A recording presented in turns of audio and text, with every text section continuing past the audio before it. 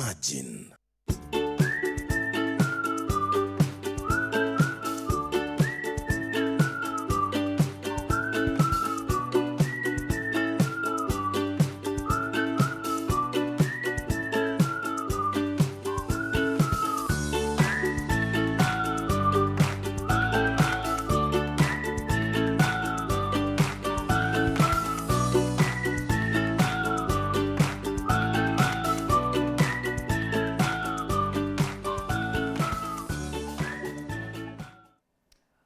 And thank you so much for staying with us. If you missed the conversation that Stephanie has had, you can just forward a little bit. Backpedal. Backpedal is going back and forth on our X. There's a live link there. We are streaming live to our Y254 channel, and you can find me personally at Brand Sakona 1. Now, in this conversation right now, we are delving into matters security, but specifically now for the automobile sector. And I'm speaking to a gentleman who has actually works at security tracking software, where they've been able to come up with some of the solutions, especially if you're a person operating in a public service vehicle, in the public service industry. How efficient is it? Why is it important for you to invest or even acquire a software that can help you to track your movements, especially those that are into business and so much more? And plus, what are some of the latest trends, especially in this day and age where, you know, there's new forms of technology that continue to advance each and every day? That is the conversation. But most importantly, we want to get to hear his story and his journey. So jump on the hashtag Why in the Morning and let us know where you're watching us from and sending your feedback. We'll definitely love to sample it as we continue with the conversation, or towards the tail end, or even off the air at Y254 channel. And I'm speaking to Prince Irungu. He is a co-founder at Salama Tracking Technologies. And good morning, great to meet you, Prince. Good morning, thank you. Thank you for having me, yes. All right, so let's begin from your journey. What inspired you, or rather what pushed you to move into the tech solutions for cars? Maybe a story?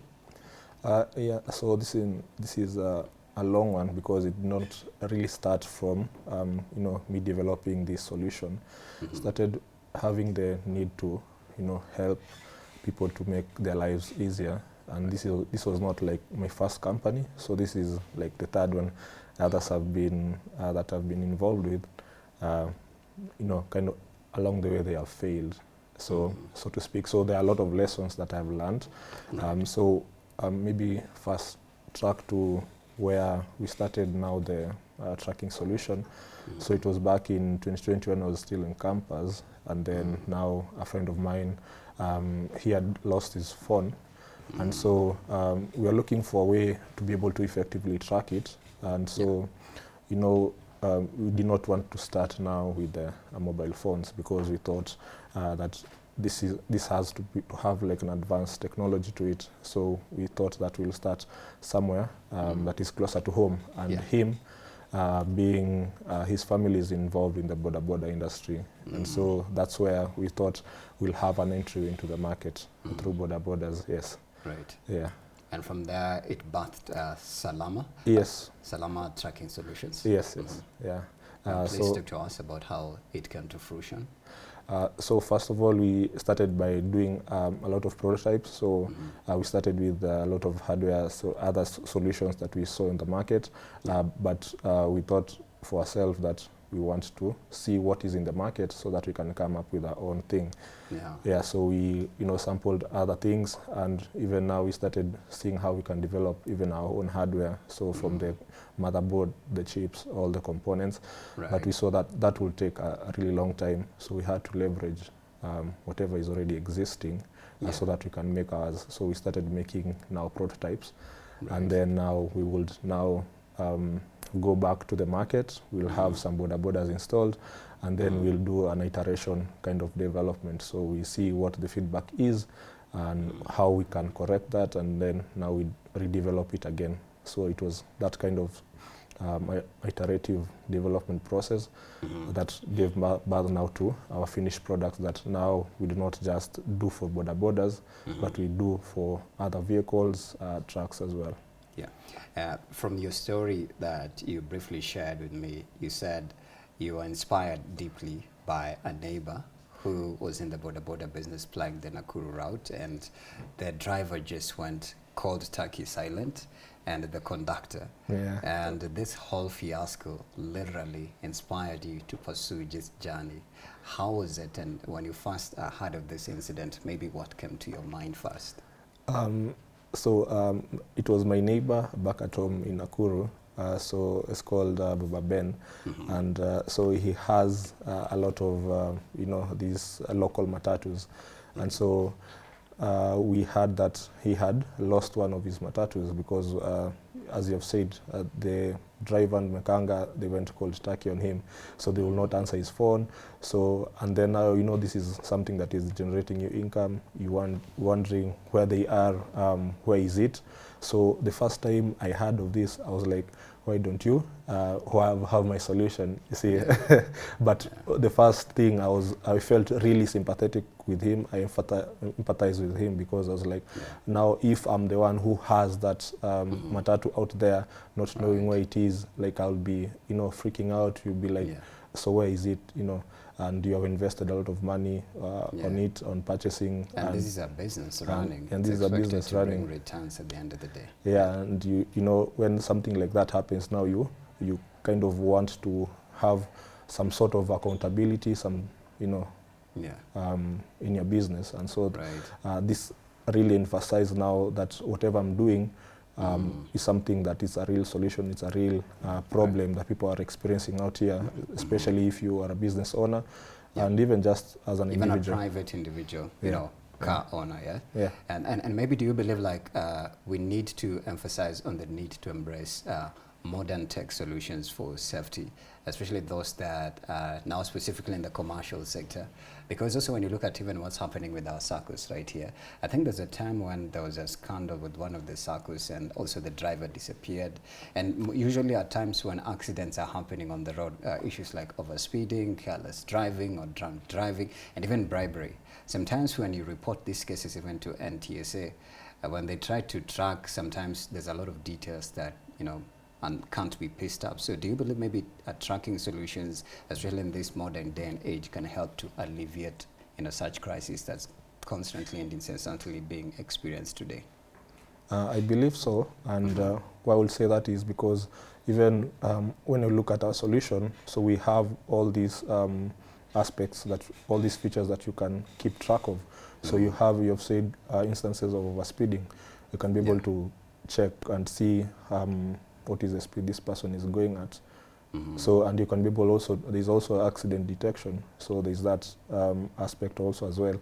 So I believe that with this modern solution, modern technology, we can be able to alleviate some of these problems, some of these challenges that we are currently facing, even in the matatu sector and even in the public sectors.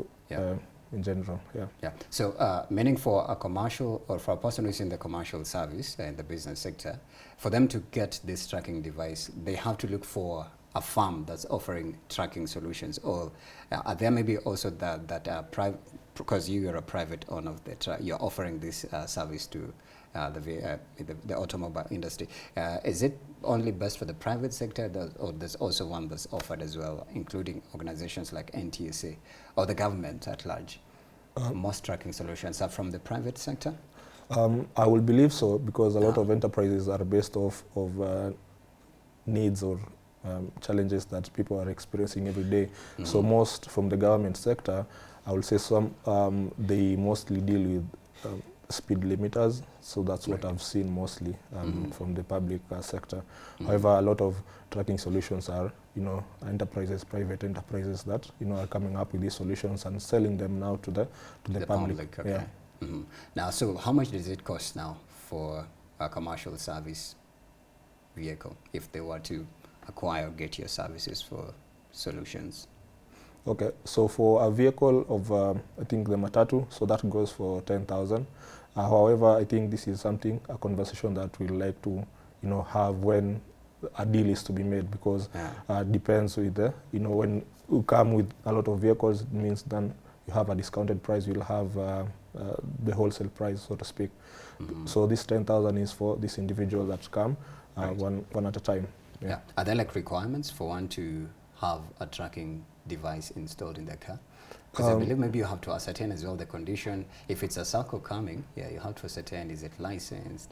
Are the drivers as well licensed? You know, because there's a lot of licensing in between. Are they qualified, or this was just somebody who was picked from, you know, somewhere and then blasted into the position because they have driving experience? Okay, so for most of this, I think we'll have to do a little bit of KYC. We have to understand, okay, who this person is, what are their details, and then now from there, ascertaining all those, when you have done all that, then you can be able now to proceed and, you know, have the tracker installed in their vehicles. Yeah. Yeah. And what is the installation process like? So we usually have a mechanic that, you know, either you come to our garage there in Ruiru, or now, you know, we can come to you based on your own Really, that's where convenience. your Salama tracking solutions are best. Yes, so that's like, say, our HQ. Oh, yeah, headquarters, okay. Yeah. Yeah. Please go ahead. And so, but most of the people, they usually want to do it at their own convenience, so we usually do a lot of installations at people's places, their offices, yeah. Right. Yeah. Now, maybe if you were to shift it to now a private or an individual, are there benefits of them subscribing to a car tracking solution system? Yeah, I believe so, because sometimes even when you are a private owner, sometimes you find that you have lent out your car.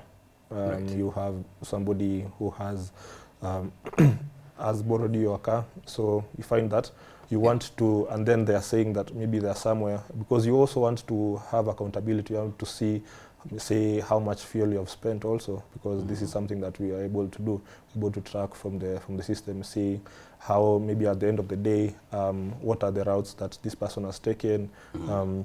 But mostly for private individuals is usually just a safety measure, because of maybe the day that none of us want to come where you are in trouble and maybe you have been carjacked or something. Yeah. So that's when it really comes in handy. But for private individuals, I'll say it's just a personal measure that one takes. Yeah. Pricing? So for private, it's from 12,000 for a vehicle. But for commercial, you mentioned it's 10,000. Yeah. Is it a fixed price, or it's negotiable, depending as well on how many fleet of cars? Yeah. So most of them you find you have a negotiation, because you find others refer other customers to us. When that is in play, we usually have a discount for that. Yeah. Now, instances that happen constantly from the public that warrant, say, car tracking solutions, maybe what are some of the case scenarios that you've encountered? So one of it is actually a friend of mine who we had installed the tracking solution. So it was a boda, and this person had lent it out to another driver. Say it's for commercial use, right? So this person was, at the end of the day, they bring some money to you, so you have some bodas out there. Right. So one of the drivers, unfortunately, had left the key on the ignition, and maybe he had gone, I don't know where he had gone, but now the boda was stolen. And so he reached out to me, and then unfortunately he had also the app on the phone, so he could see where they had gone to, where the people who had stolen it. So we found it somewhere around Kasarani, and that day it was at night, it was really raining, and so and they had started the process of dismantling the boda, because what happens is that when like bodas are stolen, they go and they be dismantled, so like the engine is used, so they are sold separately. Yeah, so we just reached there in time to find those people there, but they ran because now they ran away, since now we had found our bike. Yeah, so that was really, it was really scary, but it was also really exciting to see that your solution actually has helped to retrieve something that now had been stolen already. Yeah. That was satisfying, right? Yeah, that was satisfying. Yeah. But then, now that you brought it into the picture, I'm interested to actually get a panoramic view of how the tracking, say, incidents works from the time maybe an event, or let's say something mysterious happens. You mentioned the first one is when the driver abandoned, they went cold turkey, and you saw that and it inspired you to start this tracking solution. So what usually happens when an incident of, let's say, a carjacking or somebody has disappeared when another person's car, changed the identification? How is the tracking, say, process from where you bought the tracking system or the tracking software to now the car or the vehicle itself?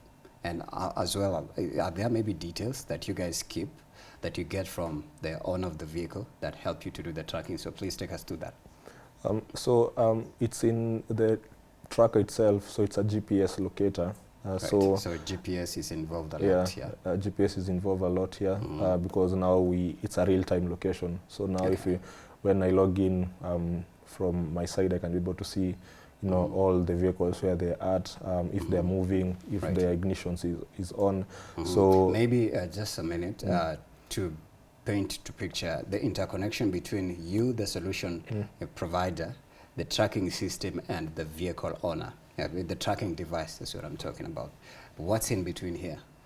The vehicle owner, tracking system, and you guys offering the tracking solution so that these details are traceable on your end, the back end. Oh, okay. So we usually have like a SIM card, the SIM card module that we have partnered with Safaricom.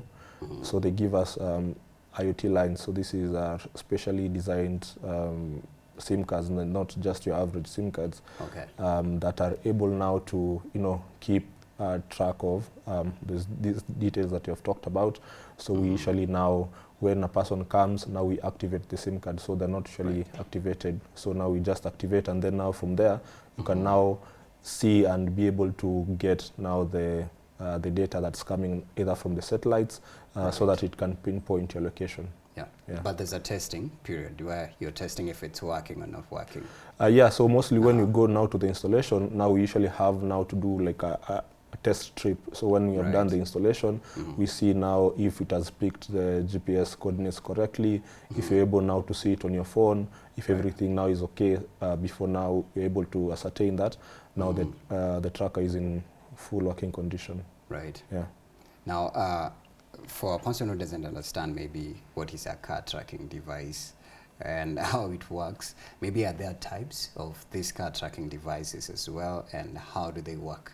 But I understand now the conversation is centered on GPS, and it's also interesting. I'm also shocked that there's a SIM card involved here, and you've even mentioned a telco, that is Safaricom. Yeah. So the other types of trackers, currently there are a lot of innovation in the tracking industry. So right now the latest one I've seen is a magnetic kind of tracker.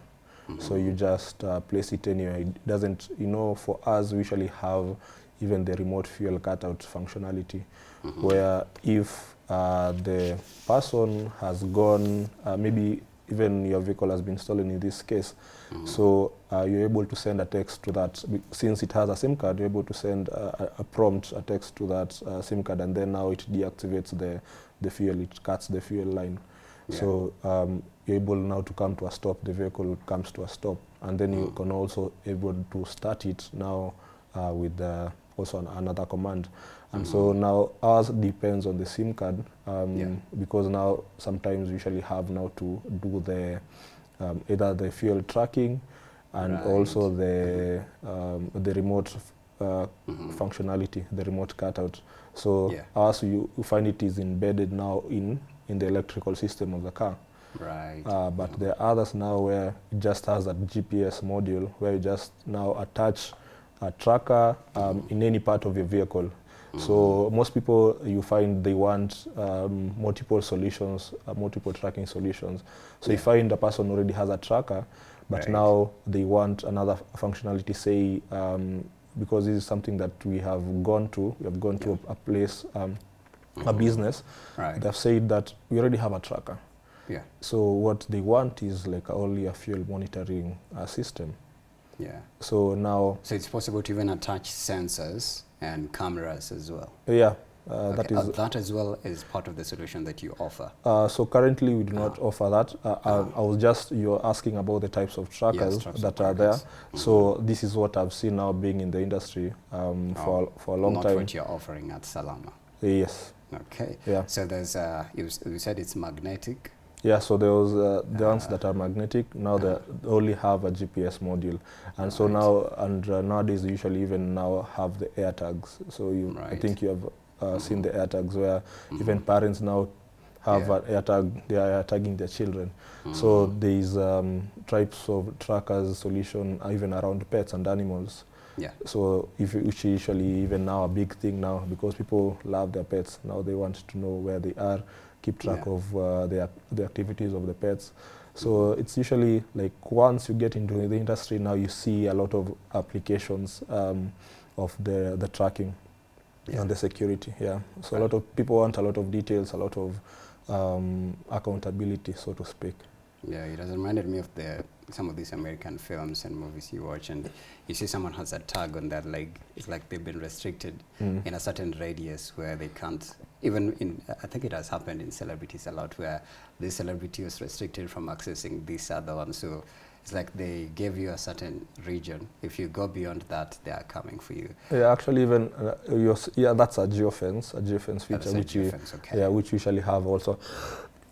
So you can now knowing where maybe your device or either it's your bike or your vehicle that is operating under a particular region, we can now be able to define that region, and then now every time that it crosses that boundary, you're able to get alerts.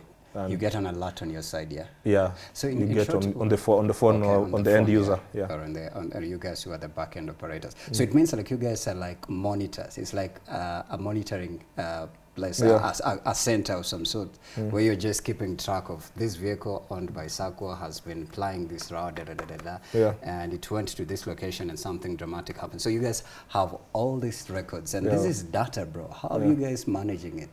This is data.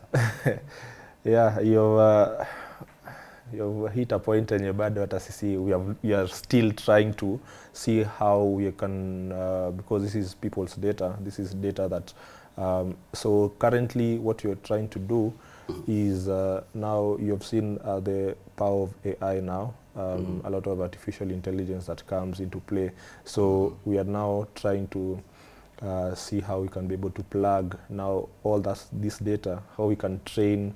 So we are trying to come up with use cases, how this data will be useful. Yeah, but we have a couple of ideas on how we can be able to either pinpoint. Right now there's a lot of electrical vehicles, so we're trying to either pinpoint the EVs, trying to pinpoint charging locations where a company can say this is you can be able to map out people in this region. This is where maybe they do a lot of stops. This is where they do a lot of, so you can see how you can put a charging station there. So there's a lot of applications for that data that we currently have. Yeah.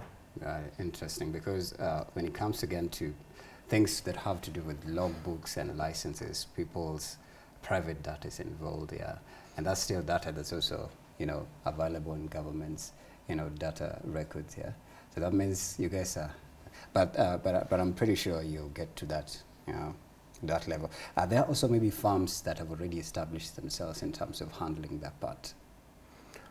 So mostly on our end, we do not keep a lot of the details, critical information like the license numbers and stuff.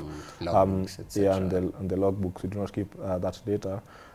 However, I think there are other parties where if you're going now either to a SACCO, they'll have to keep that data. So we'll provide the means for them to be able to do that. Yes. However, I think this usually comes.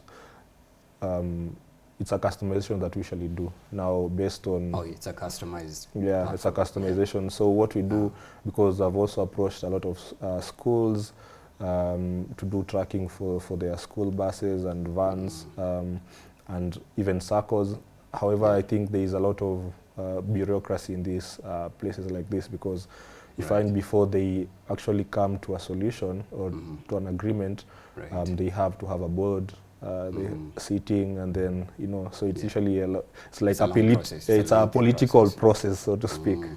Lengthy, because it involves people and documents and especially children, it's really sensitive around that. Yeah, so for that one, we've not been able to crack, but I believe you know, as time goes by, you'll hack it. Yeah. Now, maybe I think another dramatic one is, why is it in apartments, each and every time you pass or already parked car, there's wee, and it's not like somebody tampered with it. Maybe it was like you just passed by and subtly brushed shoulders, or just briskly brushed shoulders with the already parked car, and there's a lot of wee.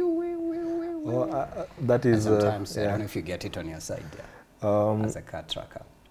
So ours, so that is the alarm system. I think those are separate. It's totally different.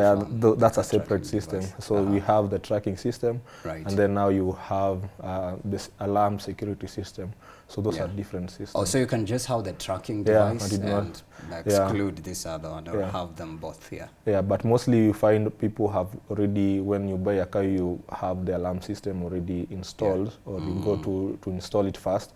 So the tracking, for other people, if it's an individual, it comes as an afterthought. Like maybe you're trying now to even keep it more secure, but for the alarm system, that is what causes the it's so not for the some tracker. clients, it's like other business, so I need a car tracking solution. Yeah, but then also maybe for the vehicles, are there types of cars, especially now that, you know, the automobile industry has really tremendously, immensely, you know, grown. Like there's now the EVs. In fact, in the morning with my co-presenter, we were talking about the EV buses in some of these circles, and there's even those that are doing self-driving, you know, those that are able to monitor speed, braking system, you know, also even the body chassis and whatnot, you know. So are there maybe, let's say if you were to give it maybe an example of the public service sector that aren't compatible with some of these tracking devices, and how do you make them?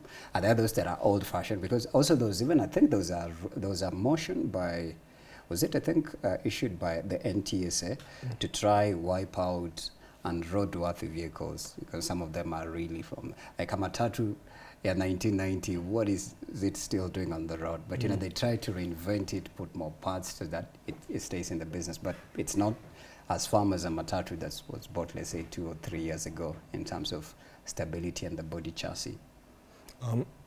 So around mostly the electrical bit of every car remains almost the same. So even a 1990 vehicle, it's still not roadworthy.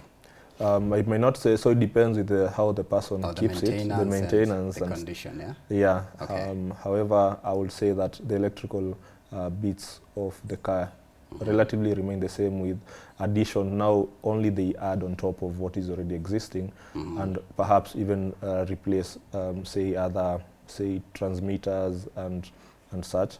So you find that the same way we'll track, say a diesel vehicle, the same way we'll track an electrical one. Yeah. There's an interesting question here that I think I'll get to. Yeah, there's a place where it says, how many satellites does a car GPS have, and maybe the techniques that car trackers use, and also car hijackers. Yeah, maybe we can say, is it possible to have more than 5 satellites that are operating a car tracking solution with just one? I'm borrowing even from what Elon Musk has been, you know, releasing in space. In fact, I think there's a time that it was like something like a galaxy, and they said these were satellites just roaming in space. So in order to be able to accurately pinpoint your location, it has you involved at least three satellites. Yeah. So so that's how you're able to get the location of where you are. However, the more the satellites, the more accurate you pinpoint the location. Yeah. Another one was, what are the techniques used by car trackers and also car hijackers? So for car hijackers, mostly they know that sometimes you have a tracker, because what we have known is that the people who kind of carjack you are people who know you. Yeah. Yeah, people you know, because people you they know you have a It's like some of these abductions, Yeah, they this do is some sort of like yeah. reconnaissance and then they Some people you ambush. know, because Yeah. even I'll give an example of the boda people, because those are the people that we are mostly close to. You find Yeah. when you're doing just some conducting interviews just with them, when at their stages, you find they do not want even the other one to know that they have a tracker. What? Yeah. Why is that? Because these are the people who will steal from you. Wow. Yeah, it's usually very interesting. So the people close to you are the ones that they'll steal your. So you find even them when they are coming to have a tracker, they're usually very discreet, because and then they do not share that you go now and tell everybody now at your stage that now I have a tracker and stuff. Yeah, because you find when people like the boda is usually very violent. Right, so you find these people who will steal, they'll kill you. Wow. Because they know that you know them. Yeah, because it sounds so interesting. I'm just trying to imagine there's so many case scenarios out there when a motor vehicle accidentally brushes off. Even I think there's been incidences where a motor vehicle has collided with a motorcycle, and some of these boda operators just ambush the scene, and they even try to rob. Yeah. It could be even the boda operator who was on the wrong, but they are again ambushing the victim. Yeah, I think they usually have. I think there's some sort of say solidarity they have. It's a weird thing. It's a camaraderie. Yeah, it's a camaraderie thing, because you find that when you either hurt one of us, you're hurting all of us. So now they usually must come for you. Yeah, and yeah, it's usually something that I've not seen in any other. You know, it's like a sport. They are like teammates. You know, like in a sport like rugby. Arsenal fans. Yes, you know, like yeah. Chelsea and Manchester United, Manchester City. All right. Now, I'm also trying to imagine if, let's say, a motor vehicle, no, not a motor vehicle, motorcycle, these boda operators who are in circles, is it possible for them to receive some of these tracking device services or tracking solutions? And maybe how is the process for them? Now that you've said, actually, most of them are really rowdy and they don't want the other one to know that, you know what, I have a tracking device on me. Yeah. But also, most of them actually are working on, like they've been hired to just run the motorcycle. It's not like the motorcycle is his. I think maybe that's a different kind of, you know, operation compared to the one who is riding his own boat motorcycle. Yeah. So an interesting phenomenon in the boda industry is that an older bike is not prone to be stolen. So they mostly, because it's become got. Yeah, yeah. It's not, you know, the parts are not so well. You know, so say you have like a Boxer or a TVS, a new one. Yeah. So those ones are usually the highest culprits of being, say, stolen. Yeah. So you find like boda that is more than, say, 3 years, it's usually unlikely. So you find when you go to these people to tell them if a person has an older bike, you find they are not really interested in having a tracker. But these people who are purchasing the new ones, those are the ones that usually very interested in having them. However, I will say that we are trying to work with a partner who will, right now we are mostly doing B2C, B2B. We are trying to bridge the gap, you know, to go to bodas to make our trackers more affordable, so that we can either even have plans where they can, you know, either lipa mdogo and such, because we understood and we know that trackers just, when they cannot do a full-time payment at once. It's usually very hard for a person who is maybe depending on that bike to get income, and then you're telling him that, you know, the tracker is, say, 5,000. Yeah. So it usually takes a bit of time for them to gather that money. Yeah. Yeah, and so, yeah. Right, and in terms of installation, maybe, because I also understand there's EV, we can call them e-bikes, right? Yeah. E-bikes, yeah, for that matter, or electric ones, yeah? In terms of installation, is it totally different from these other ones that are manual, where, you know, they're stepping on the starter or the ignition and then they're igniting with a key button, or these are the automatics as well, where you just turn on the button and turn it off? It's interesting because we have not done an EV installation. What we have done is for a tuk-tuk. We have not done like an electric bike. For a motorbike. Yeah, but from a conversation, because we have had this conversation also with the mechanic, he said it's something that we can be able now to do. However, I cannot say that I've been able to do an e-bike, to do an e-bike or an electric motorcycle. What about now the EV cars? Have you met any of them? Yeah. Because I understand they have advanced features and solutions. I'm also shocked, you know, the other day, I used to be friends with Cairo. Yeah, we're still friends. Yeah, he's from way back, yeah. We met, I think we've interviewed him here at some point, yeah. And he was explaining to me that, you know, at some point, some of these gears will vanish and it will all be touch screen. If you want to accelerate, you just touch acceleration.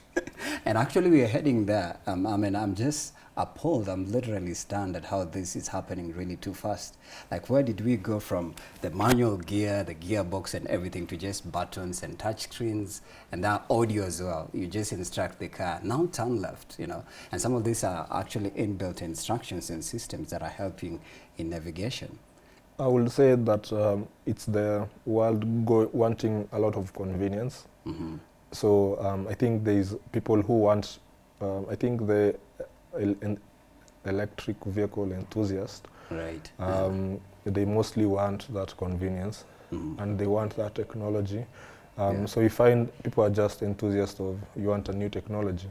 Yeah, it's thrilling to have. It's thrilling to have, and you feel like, you know, you are in, say it's like magic, because you're just saying, go turn here and it's turning and such. So we have really come a long way in terms of technological advancements, and I believe we still have there's a lot more coming. Especially these self-drive ones. Yeah. And I think recently there was a scandal. I think it was from, I think, in San Francisco, where there's this guy who was in this automatic self-drive Uber.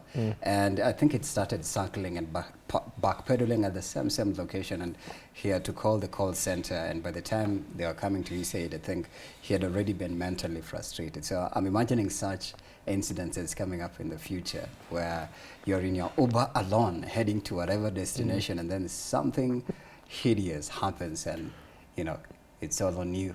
Yeah, I believe so, because I know that now with the technological advancements, that also means that we will have also a lot of problems, and also more so security problems, and this will not be more so on the hardware space. It will be mostly on the software, so a lot of vulnerabilities that can be exploited.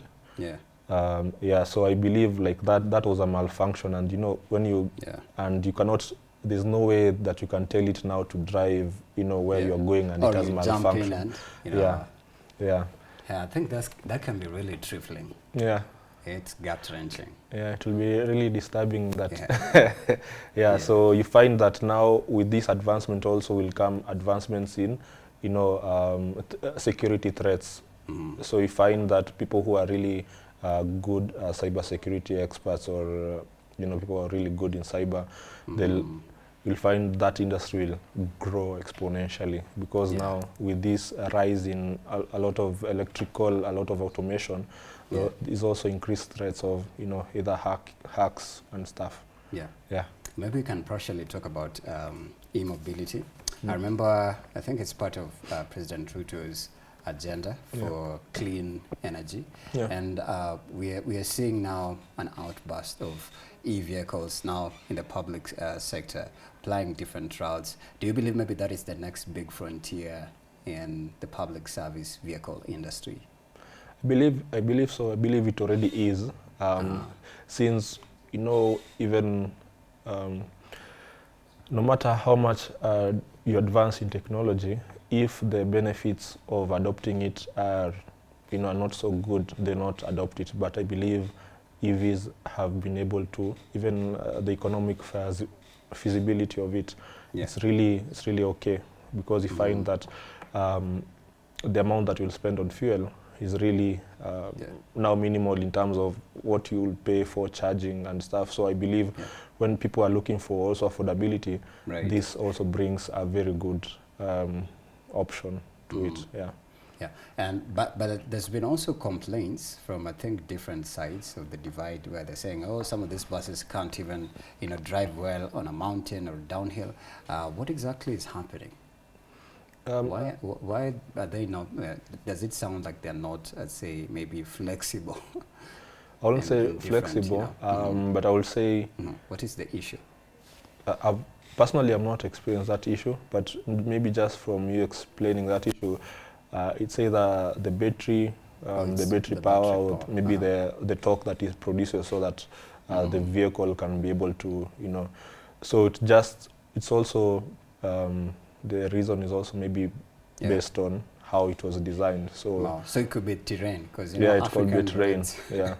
Are not like the USA roads or Japan or China. Because some of these vehicles literally are meant for such kind of terrain. However, I think I believe that was odd, because I think from my experience with I do a lot of the bikes. I do a lot of I navigate through with the electric borders. They're usually very strong. Flexible, right? Very and even when you're going uphill, it usually has you can feel it has a lot of power beneath it. And so I don't know, maybe maybe unless I experience it, but I will believe it's just the same. But some of these things, maybe we are not used to, because I believe it's also about adaptation. Even this immobility factor is a strange phenomenon. It's not something, you know, that we had envisioned to, or right here in Africa, who would have thought at some point you'll be driving a car that does not use fuel. You only just plug it at an EV charging station, and you know, and also I'm interested to know, maybe we should even do a visit at an EV station and see how the charging process works. What are some of the details that also the EV station has? And maybe are there any so far that you know, maybe the stations, because I understand there could be probably few. There could be few. I know there's one around the garage somewhere in Westlands. I think green energy. Mostly at the malls, right? So this is like, I would say where these people go and now swap out the battery and now have the other. So they usually some models. So there's one where you can just charge it at the spot. We have charging station. So there are a lot of battery technologies. Even with the EVs. Battery types, So there is one that they emphasize on battery swipe. So you just come and swipe out what you have. So and then you get other ones. So then there are those where you just go and to a charging station and just plug in and you charge for yourself. So these are two different things. So I've gone to where now they do the battery swapping. I think that's where that's what I've seen. I've not, the ones that you just charge directly, those are also kind of different. But I believe there is one somewhere there in Hurlingham. I think the Total Hurlingham, I think it has one for the charging. I can't wait for plans to be electric. But I've seen, I think there's one, it could be either China. It's like this year there's a showdown of artificial intelligence and nuclear weapon, like who has the one that can wipe out a whole country within 10 seconds. I think there's a showdown of that happening in some of these countries that are producing even these LLMs, the bots and whatnot. And I think there was one that shared, it's coming up, I think it's Elon. I think it's Elon. I think it's either on Puberty or Wealth, one of those sites that keeps on posting some of these outrageous, discoveries. They're saying they're coming up with a rocket that's able to travel from New York to London in 34 minutes. They said and probably it could be electric. Similar to some of the rocket ships they're sending into space. But then it's also interesting because you're seeing the debris material falling each and every time. I don't know if you saw. They're now called UFOs. and UAPs. And in the USA last year, they were like, aliens have now made a comeback on planet Earth in New Jersey. I don't know if you saw that yet. And this is technology, man. Yeah, I think there's a lot of technology that is being developed, mostly that we do not know of. I believe there is some in the public domain, but I believe others are mostly even developed for military purposes and stuff. So you find there's a lot that we know of, and there's also a lot that we do not know is being developed. There's this chick, I think her name is Super Car Blondie. She does this car reviews. I don't know if you've met. I think I've met her. So I'm trying to even picture a car that can be able to switch seats and become, I don't know, a bed and do it. How do you even now install a tracking device on such a car? Does it even, or it's already the car is a tracker itself? I believe the people that are developing, I think these EVs, mostly they already have that in mind. Right. I believe, but also they still have electrical systems. I don't believe that they will function without one, because there's a battery maybe. So that battery, how does it now supply power to the whole body of the vehicle? So it has to have wires. And when you have wires, that means you can be able also to install a physical tracker. But I believe those people, they have already, it comes embedded. Right. As we near to what's close, I want you to talk about Salama, the website. Your website is www.salamatracker.tech. If a client or a person watching right now and they're interested maybe in your services and they click on it, what are they going to find there? They are going to find our story, and we've been, how long we've been in existence. We're going to find the team. We're going to also find the services and the features that our tracker offers. Maybe you can talk about the features so that they get to know by the time we exit, maybe. So I think most of them we have already covered during our interview. So one is the real-time location, where you're able to see everywhere, every time where your vehicle is. And I've talked about fuel monitoring. So this is mostly important for people who have businesses. So they want to know how much fuel they've spent, or maybe sometimes these drivers do a lot of funny business. Either they steal some fuel, the empty fuel. Fuel siphoning. They siphon the fuel. So there's the fuel monitoring bit, and then we have the even mileage as well.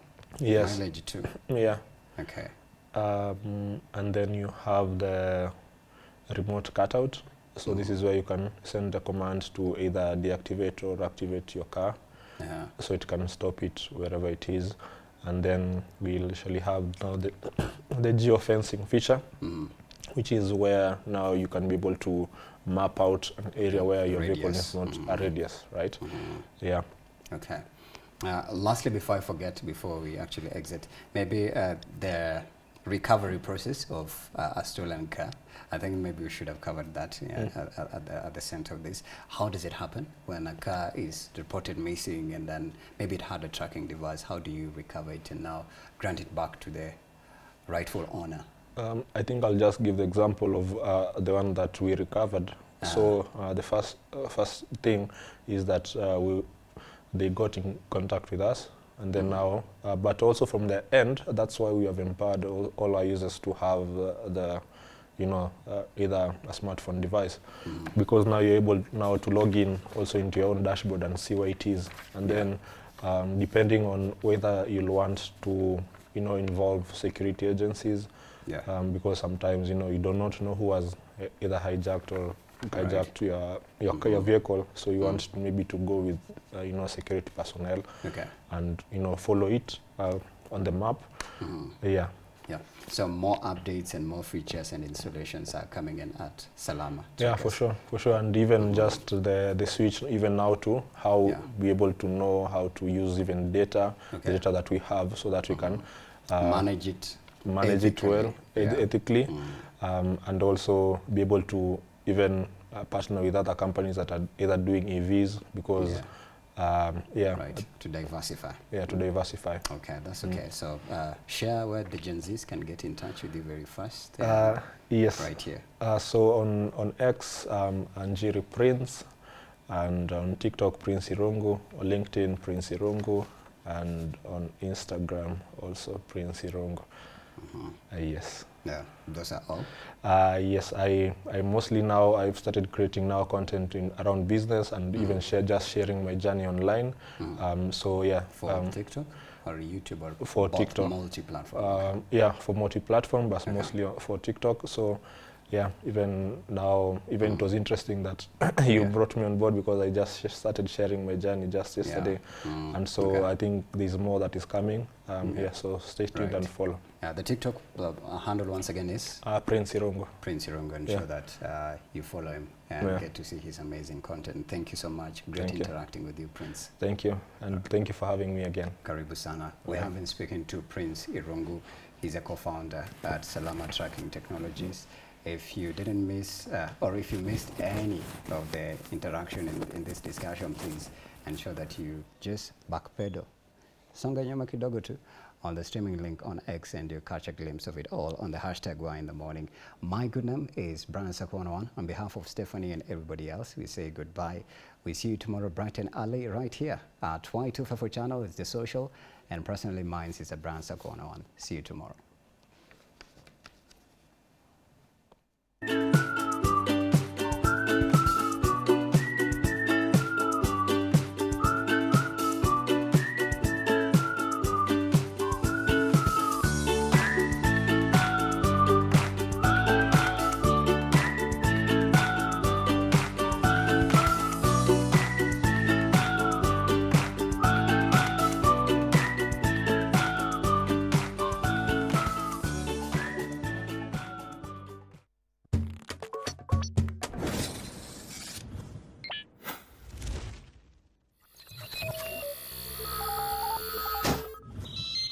Y254. Imagine.